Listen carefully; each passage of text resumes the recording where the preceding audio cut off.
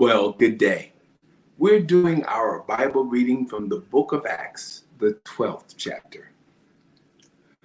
Now, about that time, Herod the king stretched forth his hands to vex certain of the church, and he killed James, the brother of John, with the sword. And because he saw it pleased the Jews, he proceeded further to take Peter also. Then were the days of unleavened bread. And when he had apprehended him, he put him in prison and delivered him to 4 quaternions of soldiers to keep him, intending after Easter to bring him forth to the people. Peter therefore was kept in prison, but prayer was made without ceasing of the church unto God for him.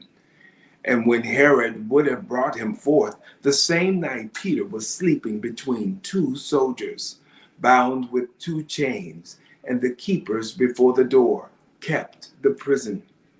And behold, the angel of the Lord came upon him, and a light shined in the prison, and he smote Peter on the side and raised him up, saying, Arise up quickly.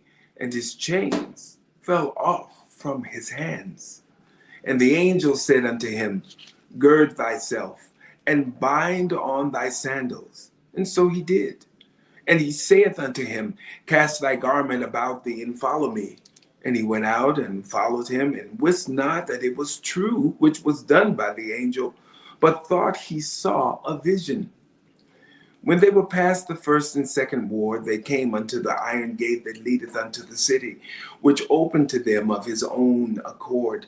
And they went out and passed on through one street, and forthwith the angel departed from him.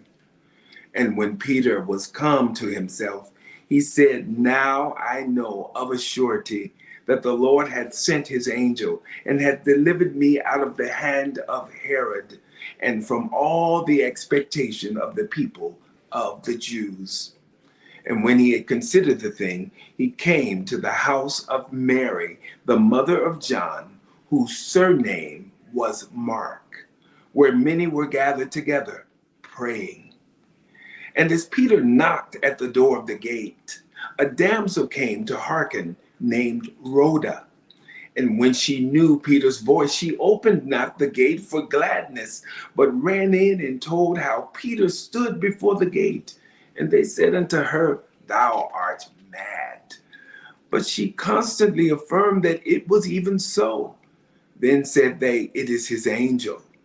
But Peter continued knocking, and when they had opened the door and saw him, they were astonished.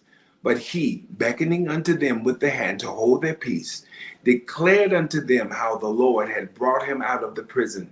And he said, Go, show these things unto James and to the brethren. And he departed and went into another place. Now as soon as it was day, there was no small stir among the soldiers what was become of Peter. And when Herod had sought for him and found him not, he examined the keepers and commanded that they should be put to death. And he went down from Judea to Caesarea, and there abode. And Herod was highly displeased with them of Tyre and Sidon. But they came with one accord to him, and having made Blastus the king's chamberlain their friend, desired peace, because their country was nourished by the king's country.